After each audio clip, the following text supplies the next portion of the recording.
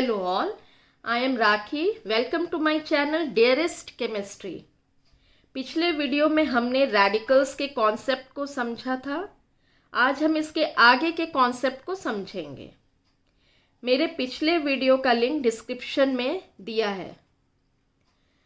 हमने पिछले वीडियो में रेडिकल्स क्या होते हैं, types of radicals, ions and radicals के बीच का डिफरेंस सब समझा था। आज हम इसके आगे के और कॉन्सेप्ट्स और ट्रिक्स को देखेंगे। So let's start.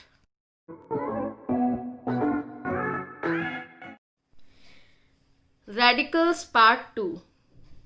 अब हम आज थोड़े और ट्रिक्स और कॉन्सेप्ट्स को देखते हैं।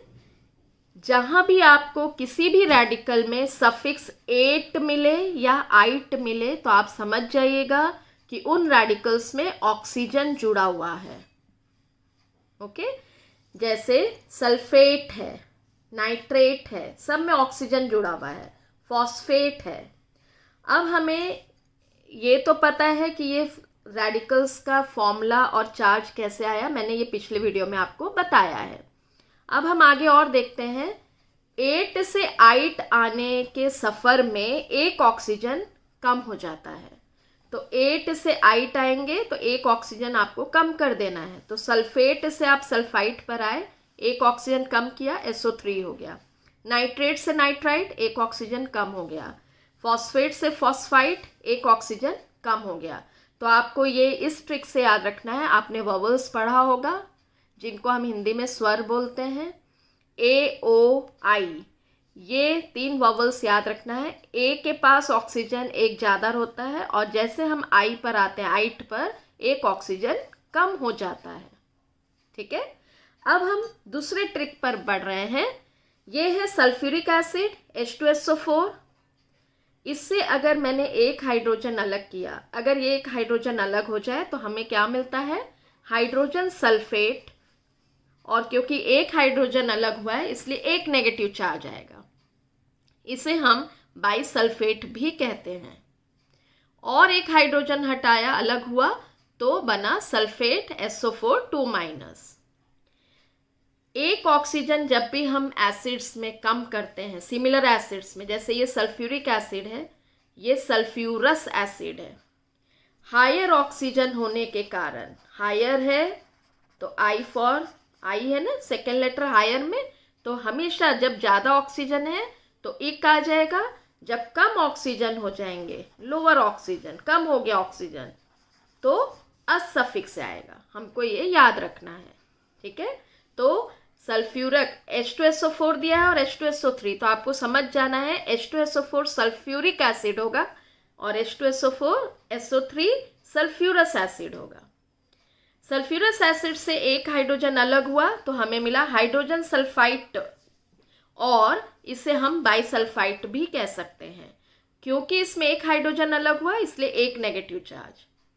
एक और हाइड्रोजन जो ये है, ये अलग होता है तो हमें मिल जाएगा सल्फाइट SO3 2-। फिर हम देखते हैं H2CO3 कार्बोनिक एसिड। एक H अलग किया, हमें मिला हाइड्रोजन कार्बोनेट, जिसे हम बाइकार्बोनेट भी बोलते हैं, HCO3-। अगर एक हाइड्रोजन और अलग हुआ तो हमें मिलेगा कार्बोनेट CO3 2-। एक और एसिड होता है हाइड्रोसल्फ्यूरिक एसिड। H2S को हाइड्रोसल्फ्यूरिक एसिड कहा जाता है। इसे हम डाई हाइड्रोजन सल्फाइड भी कहते हैं। इसमें एक हाइड्रोजन कम हुआ तो हमें मिला हाइड्रोजन सल्फाइड, जिसे हम बाइसल्फाइड भी कहते हैं। एक हाइड्रोजन अलग हुआ इसलिए एक माइनस, एक और हाइड्रोजन हटा दें तो हमको मिलेगा सल्फाइड S2-। तो जो अभी हमने देखा उसकी ट्रिक क्या है वो देखते हैं। ये है डाइबेसिक एसिड। डाइबेसिक एसिड क्या होते हैं, जिनके पास 2 हाइड्रोजन हो वो डाइबेसिक एसिड कहलाते हैं। जैसे sulphuric acid, carbonic acid, hydrosulphuric acid. ठीक है, अब जब भी डाइबेसिक एसिड से एक हाइड्रोजन अलग होता है तो हमें बाई एनायन मिलता है। बाई मतलब, बाई तो प्रीफिक्स रहेगा, एनायन जो उसमें जुड़ा था, जैसे यहाँ पर बना था बाई कार्बोनेट, यहाँ बना था बाईसल्फाइड, जो एनायन पार्ट होगा उसके पहले हमें सफिक्स क्या लगा देना होगा, बाय। बाय मीन्स होता है 2। अब हम इसको बाय क्यों बोलते हैं, इसका एक तो ट्रिक याद रखिए, जब भी डाई बेसिक एसिड से एक हाइड्रोजन, डाई से हाइड्रोजन बाय बोलकर निकल गया, बाय मीन्स निकल गया टाटा कर कर, तब एक ही हाइड्रोजन बचा, है ना। तो एक हाइड्रोजन बचा, तो अब हम इसको क्या बोलेंगे, बाई एनायन। जो भी एनायन हो, चाहे वो कार्बोनेट हो, सल्फेट हो, सल्फाइड हो, तो बाई एनायन। बाई बोलने का यहाँ पर क्या मतलब है, बाई मतलब तो हमें मालूम है 2 होता है। एक्चुअली HSO4 है, जैसे एग्जाम्पल, यहाँ पर 2 अपोजिटिवली चार्ज्ड आयंस हैं, एक है प्लस और एक है माइनस। तो प्लस माइनस 2 अपोजिट चार्ज है, इसीलिए इनको बाय कहा जाता है, जैसे बाईसल्फेट, बाइकार्बोनेट, बाईसल्फाइड, क्योंकि यहाँ पर 2 अपोजिटिवली चार्ज्ड आयंस हैं। ठीक है, अब हम तीसरी ट्रिक पर आते हैं। कुछ ऐसे रेडिकल्स हैं जिनको थोड़ा सा वो डिफरेंट टाइप्स के हैं, हमें याद रखने में दिक्कत आती है। अगर आपको याद होगा, मैंने अपनी सेकेंड वीडियो में इसके फर्स्ट पार्ट में आपको बताया था रेडिकल्स की डेफिनेशन के लिए कि कुछ एटम्स और ग्रुप ऑफ एटम्स मेरे घर आए और मुझे गुस्से से देखकर बोले यू, और उनके हाथ में नेगेटिव और पॉजिटिव चार्जेस थे। तो अब आप सोचिए, वो इतने गुस्से में है, तो मैं उनको कूल डाउन करने के लिए मैं उनको पूछती हूँ कोल्ड ड्रिंक लेंगे। अब यहाँ पर cold drink CD, C for है क्रोमेट आयन, D फॉर है डाइक्रोमेट।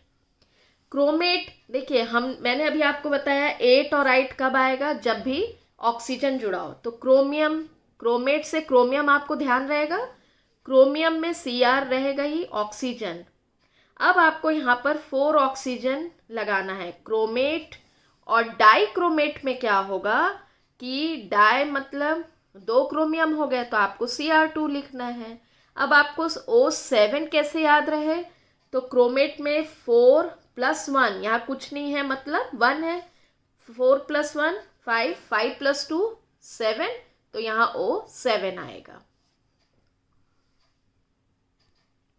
और मैंने अपने पिछले वीडियो में आपको बताया था, जिन भी रेडिकल्स में क्रोमियम आएगा उनका चार्ज 2 होगा। ठीक है, तो कोल्ड ड्रिंक लेंगे तो chromate and dichromate, C for chromate, D for dichromate. अब हम नेक्स्ट उसमें आते हैं, कितने टाइप के कोल्ड ड्रिंक मैंने ऑफर किए, पेप्सी, कोका कोला है, इतनी कोल्ड ड्रिंक्स हैं। तो पेप्सी, कोका कोला है, मैं सबका फर्स्ट लेटर ले लूँगी। पेप्सी से आएगा पर क्लोरेट, कोका का C क्लोरेट, फिर C कोला का क्लोराइट है हाइपोक्लोराइट।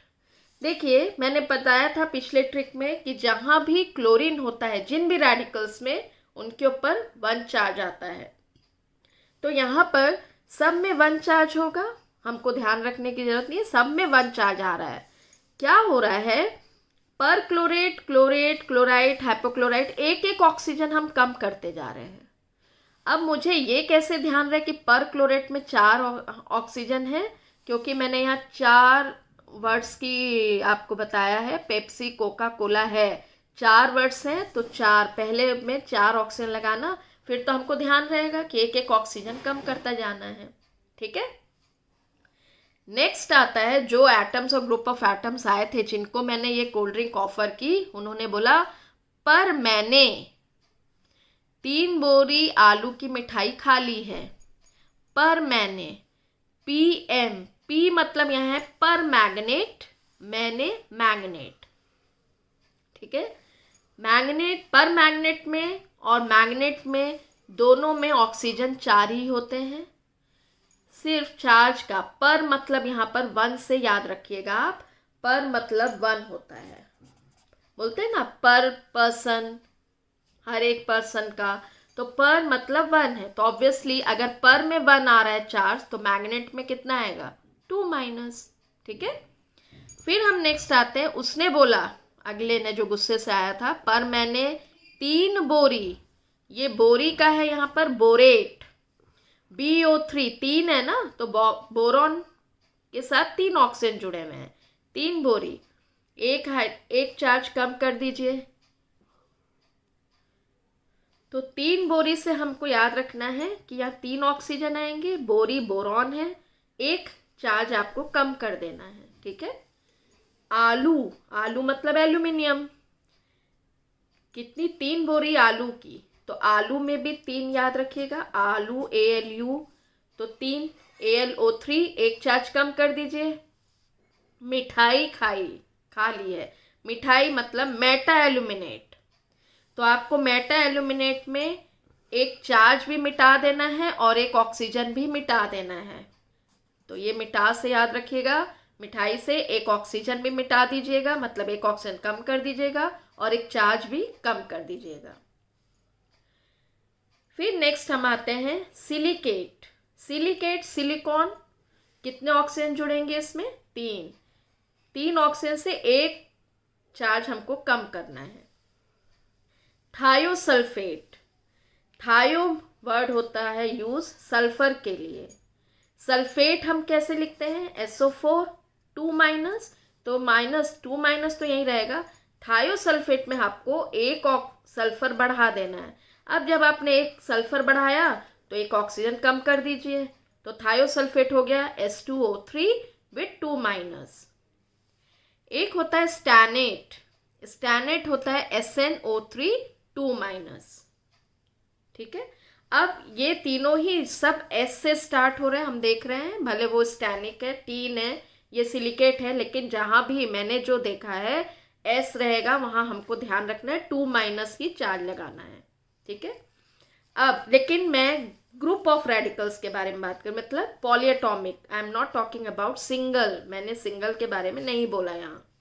ओके, इसको मैं कैसे याद रखूंगी, सिली थी स्टैना, सिली सिलिकेट, थी थायोसल्फेट, स्टैना स्टैनेट, मतलब जो भी ये स्टोरी बता रहा है उसका नाम है स्टैना, और दूसरे जो उस स्टोरी को सुन रहे हैं वो बोल रहे सिली थी, मतलब बेवकूफ थी। लास्ट आते हैं हम जिंकेट, ZnO2। जिंकेट आप कभी भी नहीं भूलोगे, आपको कोई ट्रिक याद रखने की जरूरत नहीं है। Z कौन से नंबर जैसा दिखता है, 2, तो आपको याद रखना है Zn मीन्स 2, तो हमेशा इसके साथ 2 ऑक्सीजन ही जुड़ेंगे और 2 चार्ज ही रहेगा। टाइट हमेशा नेगेटिव चार्ज वालों में ही रहता है, पॉजिटिव में EM सफिक्स लगता है। 8 और 8 हमेशा नेगेटिव चार्ज, तो इसमें किसी में भी आपने पॉजिटिव चार्ज नहीं देखा है। लास्ट रेडिकल हमको याद रखना है वो है फेरोसाइनाइड। तो जो लड़की थी ना स्टैना, सिली थी स्टैना, ज्यादा फेंकती थी, ज्यादा से जिंकेट फेंकती थी, मतलब फेरोसाइनाइड। फेरो, F फॉर 4, तो फेरो में 4- चार्ज आएगा। और यहाँ पर क्योंकि एक पॉलीएटॉमिक रेडिकल है या कंपाउंड रेडिकल है, हमको याद रखना है ये CN साइनाइड के, साइनाइड जो अंदर है ब्रैकेट में, उसके बाहर हमको 6 लिखना है। ठीक है, तो ये सारे रेडिकल्स हमको कोई भी एग्जाम में सीक्वेंस में नहीं पूछेगा कि आप सारे, ये मैंने ट्रिक्स आपको इसलिए बताई है कि कभी आप कोई चीज को भूले ना। और मैंने पेयर्स में बताया है, पर मैंने, तो पर मैग्नेट और मैग्नेट है, हाइपो पेप्सी कोका कोला है, तो पर क्लोरेट क्लोरेट क्लोराइड हाइपोक्लोराइड। इसी तरह से आयोडाइट भी होता है, पर आयोडेट आयोडेट आयोडाइट हाइपोआयोडाइट, कोई भी हैलोजन हो इसी तरीके से चलेंगे। तो ये टिप मैंने आपको ऑलरेडी पिछले वीडियो में दी थी। जिस भी रेडिकल में आपको हाइड्रोजन दिखे या नाइट्रोजन या क्लोरीन, वो उस रेडिकल के ऊपर कौन सा चार्ज होगा, 1। For example ammonium NH4+, hydronium EM suffix हमेशा पॉजिटिव के लिए आता है, याद रखेंगे। Nitrate NO3-, nitrite NO2-, hydroxide -8 आइट और आइड, ये सफिक्स आते हैं नेगेटिव आयंस के लिए या नेगेटिवली चार्ज रेडिकल्स के लिए। जहाँ भी सल्फर और क्रोमियम रहेगा, जिस भी रेडिकल्स में, मैं अकेले के बारे में नहीं बोल रही हूँ, मैंने बोला जब कॉम्बिनेशन में रहेंगे, जैसे सल्फेट, सल्फाइट, थायोसल्फेट, इन सब में इनका चार्ज 2- होगा। वैसे ही क्रोमियम अगर ग्रुप में है, जैसे क्रोमेट, डाइक्रोमेट, तो 2-। क्रोमियम जब अकेला होता है तो 3+ है, लेकिन जब वो रेडिकल्स ग्रुप में है, पॉलीएटॉमिक उसमें है, तो आपको याद रखना है 2 होता है। फॉस्फोरस आपको जिन भी रेडिकल्स में, पॉलीएटॉमिक रेडिकल्स में मिलेगा, वहां पर आपको 3 चार्ज लगाना है, याद रखिएगा, जैसे फॉस्फेट एंड फॉस्फाइट। तो मैं उम्मीद करती हूँ कि आपको ये वीडियो अच्छा लगा होगा। प्लीज़ ज़्यादा से ज़्यादा इसे शेयर करें, लाइक करें, सब्सक्राइब करें। और अगर आपको कुछ भी डाउट है या कोई भी क्वेरीज है तो प्लीज़ मुझे कमेंट सेक्शन में लिखकर भेजिए। मैं आपके डाउट्स और क्वेरीज को पूरी तरह से बताऊंगी। Okay, thank you all.